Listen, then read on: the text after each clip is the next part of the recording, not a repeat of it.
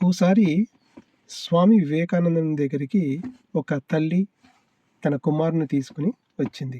మా వాడు స్వీట్స్ ఎక్కువగా తింటున్నాడు, పళ్ళు పుచ్చిపోతాయి కదా, ఆ విషయం మీరు చెప్పండి, నేను చెప్తే వినటం లేదు.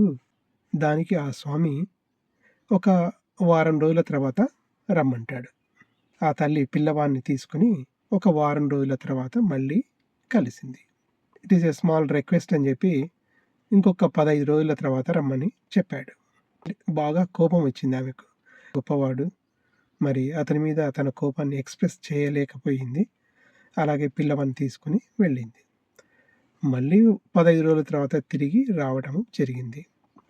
స్వీట్స్ తినరాదు, తింటే పళ్ళు పుచ్చిపోతాయి, అనారోగ్య సమస్యలు వస్తాయి, మమ్మీ చెప్పినట్టు విను బాబు అని చెప్పారు. ఆ తల్లి ఇదొక మాట 15 రోజుల ముందే చెప్పి ఉన్నట్లయితే బాగుండేది కదా అని చెప్పి సెలవిచ్చింది. వివేకానందుడు ఏమన్నారంటే, పిల్లవానికి చెప్పాలి అంటే ఫస్ట్ నేను ఆచరించాలి కదా.